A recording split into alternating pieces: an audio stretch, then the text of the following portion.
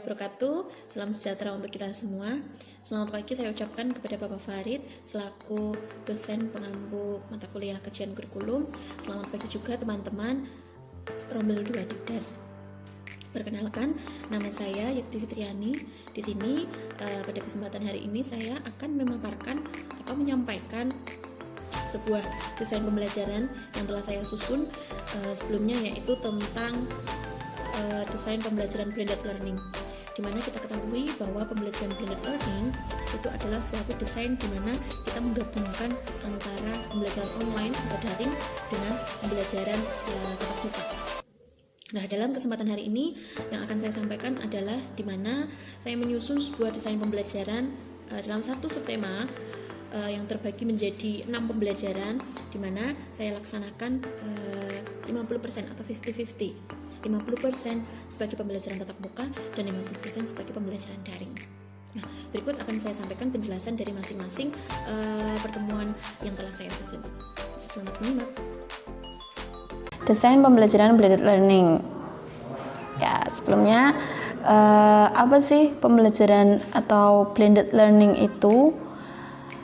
Menurut Semler 2015, blended learning combines the best aspect of online learning, structured face-to-face activity and real-world practice. Jadi seperti yang sudah saya sampaikan sebelumnya bahwa blended learning itu adalah pembelajaran campuran, di mana dalam kegiatan pembelajarannya guru menerapkan pembelajaran online atau daring dan pembelajaran tatap muka. Nah, dalam hal ini, dalam rancangan pembelajaran yang saya susun, yaitu saya mengambil 3 kali pertemuan pembelajaran tatap muka dan 3 kali pertemuan pembelajaran online. Nah, jadi totalnya 6 pembelajaran dalam satu subtema.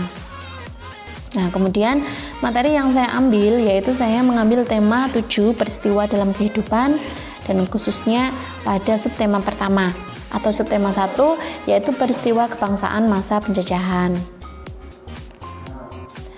Ya, nah, pembelajaran pertama saya menggunakan pembelajaran tatap muka. Di sini saya mengambil satu muatan pembelajaran yaitu mata pelajaran IPA. Ya, di mana saya mengambil 2 KD untuk semua dalam satu pembelajaran saya mengambil 2 KD yaitu KD 3.7 dan 4.7 yaitu KD pengetahuan dan KD keterampilan. Kemudian tujuan pembelajarannya, siswa dapat menjelaskan tentang sifat benda padat, cair dan gas. Kemudian selanjutnya dengan percobaan siswa dapat menunjukkan perbedaan sifat wujud benda cair dan gas dengan tepat. Kemudian materi dan metode pembelajaran, materinya yaitu tentang sifat-sifat benda cair, padat dan gas. Pendekatan yang saya gunakan yaitu pendekatan saintifik. Metode yang saya gunakan yaitu simulasi, percobaan, diskusi, tanya jawab, dan penugasan. Selanjutnya yaitu media pembelajaran. Media pembelajaran karena saya atau guru melakukan percobaan, jadi media pembelajarannya ada semacam peralatan percobaan seperti air sebagai benda cair, balon sebagai benda gas, benda-benda di sekeliling sebagai benda padat seperti kursi, meja, buku, dan lain-lain. Kemudian langkah pembelajarannya. Langkah pembelajarannya selalu ada 3 tahap, yaitu tahap pertama pendahuluan, kegiatan inti, dan penutup. Pendahuluan terdapat salam, doa, dan apersepsi. Kemudian dalam kegiatan inti mengikuti pendekatan saintifik, di mana dalam kegiatan pembelajarannya terdapat aktivitas siswa seperti ayo membaca, ayo berlatih, ayo mencoba, dan lain-lain. Kemudian penutup yaitu kesimpulan, doa, dan salam. Pertemuan kedua atau pembelajaran yang kedua yaitu pembelajaran online, ya, di mana pembelajaran dilaksanakan di rumah masing-masing dengan HP atau komputer masing-masing siswa. Kompetensi dasarnya yang saya ambil yaitu pada mata pelajaran SBDP, seni budaya dan keterampilan, prakarya ya, seni budaya dan prakarya, yaitu memahami tangga nada dan menyanyikan lagu sebagai berbagai tangga nada dengan iringan musik. Kemudian materinya tangga nada, metodenya yaitu pembelajaran daring atau online. Selanjutnya tujuan pembelajarannya, siswa mampu menentukan sisi nada dan siswa mampu menyanyikan lagu. Nah, dalam mata pelajaran dalam pembelajaran ini saya menggunakan lagu Rayuan Pulau Kelapa. Nah, ini media pembelajarannya yang digunakan dalam pembelajaran daring ini. Yang pertama pasti buku tema. Buku tema 7 itu sebagai sumber utama karena materi-materinya terdapat dalam buku tersebut, baik e-book ataupun buku cetak. Kemudian HP, komputer serta internet itu untuk mengakses media-media pembelajaran online. Kemudian WA group sebagai ruang untuk diskusi atau ruang untuk guru membagikan tugas-tugas apa yang harus dikerjakan oleh siswa. Kemudian setelah itu ada Zoom juga sebagai video presentasi atau video conference. Kemudian YouTube untuk mengakses video materi dan Google Classroom untuk mengunggah file tugas. Nah, langkah pembelajarannya seperti apa? Hampir sama seperti pembelajaran tatap muka. Ada 3 tahap pembelajaran, yaitu pendahuluan, inti, dan penutup. Dalam pendahuluan melalui WA group, guru menyampaikan salam, berdoa, kemudian mengajak siswa untuk menyanyikan lagu Indonesia Raya di rumah masing-masing. Kemudian persepsi seperti bertanya kabar, bertanya materi sebelumnya apa, seperti itu. Kemudian pada pembelajaran inti, siswa diminta oleh guru untuk mencari video di YouTube, yaitu video Rayuan Pulau Kelapa. Kemudian siswa harus mempelajarinya. Setelah itu praktik menyanyi menggunakan Zoom. Jadi satu persatu sesuai dengan absen, siswa secara bergiliran menyanyikan lagu yang telah dihafalkan sebelumnya. Nah, setelah itu tugas selanjutnya yaitu membuat tangga nada, menuliskan atau membuat tangga nada di Microsoft Word yang kemudian harus diunggah di Google Classroom untuk dikoreksi oleh guru. Kemudian penutupnya melalui WA group juga. Kesimpulan pada pembelajaran hari itu berdoa dan salam. Nah, ini beberapa saya tampilkan grup kelas sebagai bahan diskusi, kemudian YouTube, kemudian Zoom untuk video konferensi satu persatu nanti akan menyanyikan lagu di situ. Nah, kemudian ini adalah contoh Google Classroom sebagai media untuk mengunggah file tugas. Nah, pada pembelajaran ketiga atau pertemuan ketiga, kembali ke pertemuan tatap muka.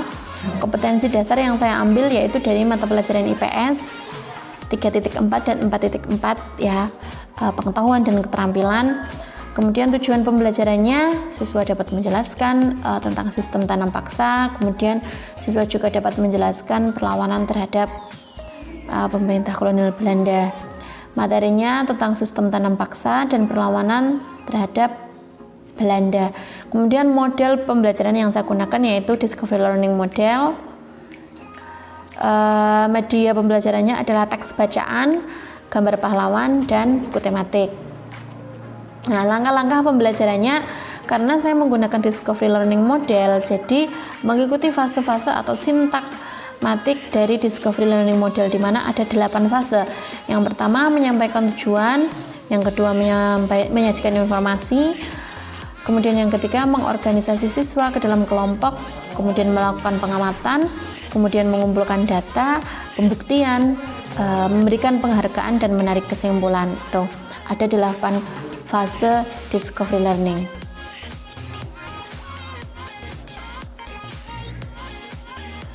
Kemudian pada pembelajaran keempat masih dalam pembelajaran tatap muka, di mana saya mengambil mata pelajaran atau muatan pelajaran PPKN. Kompetensi dasarnya yaitu menelaah keberagaman sosial budaya dan menyelenggarakan kegiatan yang mendukung keberagaman sosial. Tujuannya siswa dapat memahami kondisi fisik, kehidupan masyarakat, dan siswa dapat menyebutkan faktor-faktor yang membedakan suku-suku pada suatu bangsa. Kemudian materinya suku bangsa di Indonesia. Model pembelajaran yang saya ambil yaitu problem based learning model. Medianya teks bacaan, gambar, dan video suku-suku di Indonesia. Itu guru menampilkan sebuah video dan gambar serta buku tematik tema 7. Nah, langkah-langkah pembelajarannya, karena saya menggunakan problem based learning model, jadi saya mengikuti atau mengikuti sintakmatik pada model tersebut. Ada 6 fase. Yang pertama, menyampaikan tujuan dan motivasi siswa, kemudian mengorientasi siswa ke dalam masalah, kemudian membimbing, menyediakan penyelidikan individu dan kelompok, mengembangkan dan menyajikan hasil karya, serta fase yang ke-6, menganalisis dan mengevaluasi proses pemecahan masalah. Begitu. Ya, pembelajaran kelima, kembali ke pembelajaran online, ya, dimana saya mengambil mata pelajaran bahasa Indonesia dengan KD 3.5 dan 4.5. Materi pembelajarannya yaitu tentang kata baku dan tidak baku. Metode pembelajarannya daring, kemudian tujuan pembelajarannya siswa dapat menentukan kata baku dan tidak baku pada teks bacaan, kemudian siswa dapat menuliskan informasi penting dari peristiwa, yaitu dari mana, dari teks bacaan. Nah, kemudian media pembelajarannya buku tematik tema 7, HP komputer setelah internet, WA group. Kemudian nanti guru akan memberikan tugas untuk membuat peta pikiran dengan menuliskan informasi-informasi penting tersebut dan dituliskan atau disusun dalam sebuah peta pikiran menggunakan Edro Mind Map, kemudian Google Classroom untuk mengunggah file tugas tersebut. Nah, langkah pembelajarannya sama seperti sebelumnya, ada pendahuluan, inti, dan penutup. Pendahuluannya sama, menyanyikan lagu Indonesia Raya, salam sebelumnya, salam, berdoa, persepsi. Kemudian ketika kegiatan inti, guru membagi tugas di WA group, siswa diminta membuat peta pikiran dengan Edro Mind Map. Begitu, terus siswa mengunggah file tugas tersebut di Google Classroom. Nah, buku atau bacaan yang harus dibaca oleh siswa nanti ditemukan atau dibuka melalui buku tematik, baik itu buku cetak yang dibawa pulang oleh siswa ataupun e-book yang dimiliki oleh siswa. Kemudian penutupnya yaitu kesimpulan, doa, dan salam melalui WA group juga. Nah, ini saya sampaikan atau saya tampilkan grup WA, Google Classroom, serta contoh pembuatan peta pikiran menggunakan Edro Mind Map. Nah, pembelajaran yang ke-6 atau pembelajaran terakhir, saya juga masih menggunakan pembelajaran online. Kompetensi dasarnya SPDP ya, memahami tangga nada dan menyanyikan lagu dalam berbagai tangga nada dengan iringan musik.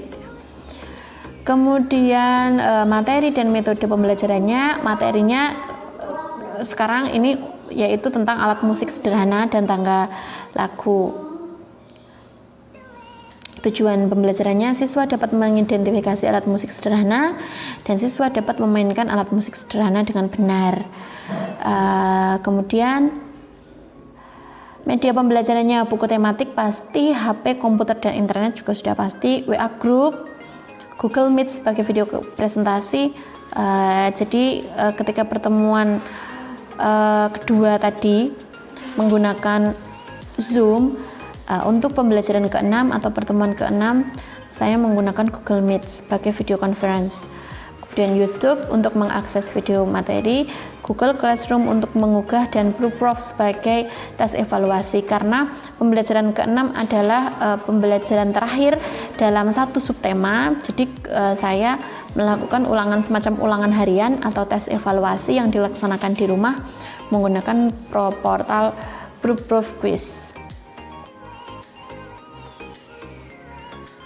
Ya, langkah pembelajarannya pendahuluan, inti, penutup. Nah, pada kegiatan inti, siswa mencari video di YouTube yaitu tentang bagaimana cara memainkan alat musik sederhana. Di sini saya mengambil contoh alat musik yang sederhana yaitu pianika. Kemudian praktik menyanyi atau memainkan, maksud saya itu praktik memainkan alat musik tersebut di video di Google Meet, kemudian mengumpulkan file tugas di Classroom. File tugas tersebut saya gambarkan apabila ada anak yang belum siap melakukan praktek di Google Meet, boleh dengan cara merekam video sendiri, kemudian video tersebut diunggah di Google Classroom. Kemudian yang terakhir melaksanakan tes evaluasi melalui Proof. Nah, Proof ini sejenis quiz online. Nah, di situ nanti saya akan tampilkan mungkin 20 soal pilihan ganda pada materi subtema 1 tersebut. Kemudian nanti siswa akan menjawab quiz tersebut secara mandiri. Penutup melalui WA Group, kesimpulan, doa, dan salam. Nah, ini sama WA Group, Google Classroom. Nah, ini video yang diakses di YouTube, yaitu cara bermain pianika. Nah, ini adalah contoh portal quiz yang saya gunakan untuk tes evaluasi. Nah, ini adalah Google Meet. Begitu. Nah, teman-teman dan Bapak Farid, begitulah materi yang dapat saya sampaikan tentang rancangan pembelajaran blended learning. Semoga dapat membantu atau semoga dapat menginspirasi. Mohon maaf atas kekurangannya dan terima kasih.